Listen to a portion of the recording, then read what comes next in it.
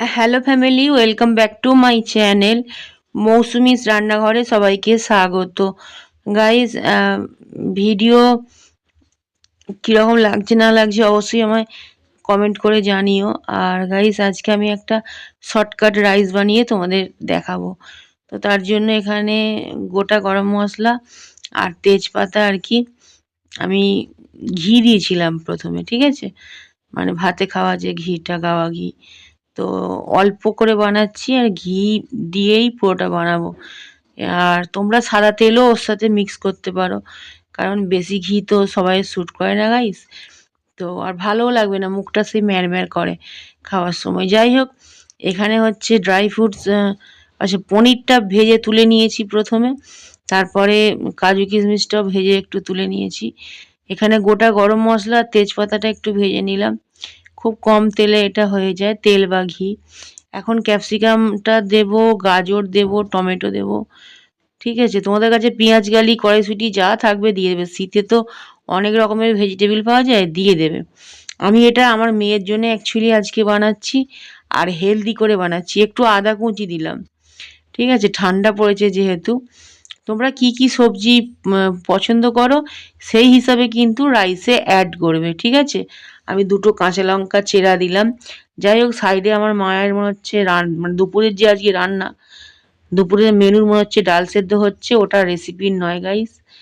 তো যাই হোক, আর একটা জিনিস তোমাদের ছোট্ট করে বলে দিই, আমার শরীরটা একটু খারাপ আছে। তো তো যে কদিন আমার শরীর খারাপ থাকবে আমি জুনকে রেসিপি বলে দেব, হয়তো খুন্তিটা ওই নাড়বে।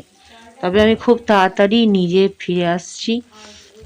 মানে চ্যানেলের সব কাজই আমি করছি গাইস, কিন্তু মানে আমার শরীর খারাপের কারণে আমি ভালো করে তো সবসময় ধরতে পারি না খুন্তি খুন্তি।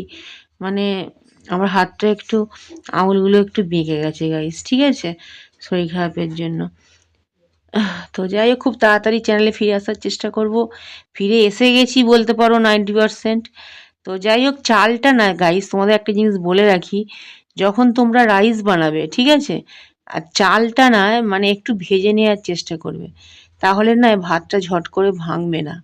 আর এখানে আমি ইন্ডিয়া গেট বাসমতি চাল ব্যবহার করেছি, ওটা তাড়াতাড়ি হয় আর টেস্টিও হয়, ঠিক আছে। তোমরা তোমাদের পছন্দের চাল নিও, আর অল্প পরিমাণ চাল দিতে হবে। যতটা তুমি এই এই যে আমি জলটা দিলাম, চালের ওপরে ১ গাঁট জল থাকবে। ভালো করে শোনো গাইস, চালের ওপরে ১ গাঁট থেকে ১.৫ গাঁট পরিমাণ জলটা রাখবে, যার কাছে যতটা চালই থাক না কেন, ঠিক আছে?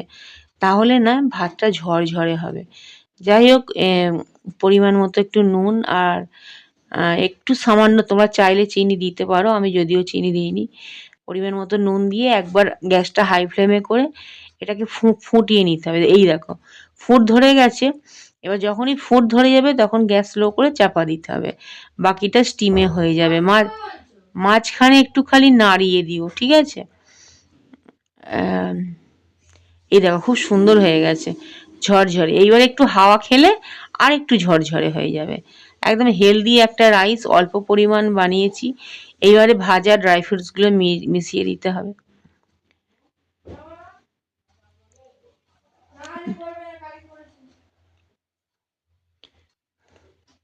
এটা আমার ছেলে মেয়ের জন্যই আমি আরও আজকে বানিয়েছি। আমার হালকা হালকা মানে রেসিপিটা আমারই রেসিপি, আমিই বলে দিয়েছি। আর গাইস, আমাদের বাড়িতে এটা আমি খুব রান্না করি, মানে আমাদের আমি আমি অনেক সবজি অ্যাড করি এতে।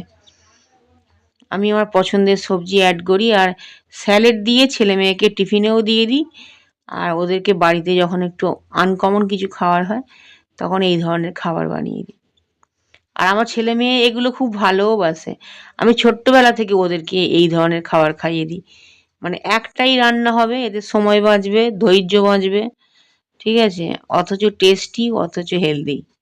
সবথেকে বড় কথা, আমি খাবারে সবসময় আমার ছেলে মেয়েকে ছোটবেলা থেকে যখনই গাইস খাইয়েছি, আমি হেলদি খাবারটা ওদের খাওয়ানোর চেষ্টা করেছি, যেন জিনিসটা ওদের শরীরে লাগে সেই হিসাবে। যাই হোক, এটা হচ্ছে আচার। তো মনে হচ্ছে সেজো বোন নিয়ে এসেছে। আর এটা হচ্ছে দুপুরের খাওয়া দাওয়া। দুপুরে আজকে মা কি বানাচ্ছে চলো দেখি।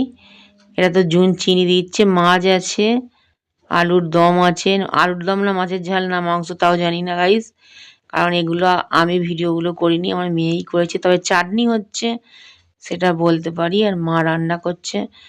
আর এখানে মা পেঁপে ভাতে করছে।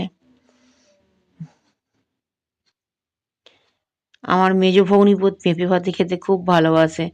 ওদের নাকি মানে রোজই প্রায় পেঁপে ভাতে হয়, আর আমার মেজো বোন খুব সুন্দর করে মাখে। ওর হাতের পেঁপে ভাতে একদিন ট্রাই করতে হবে।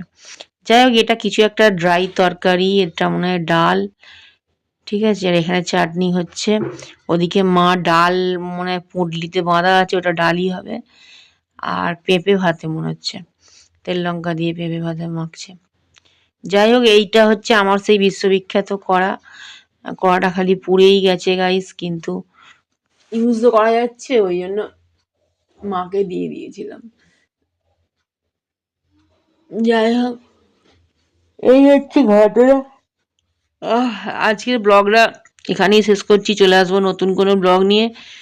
আর আমার শরীর খারাপের পর মনে হচ্ছে আজকে আমি প্রথম ভয়েস দিয়ে কোনো ভিডিও রেডি করছি। অবশ্যই সাথে থেকো। Bye, thanks for watching.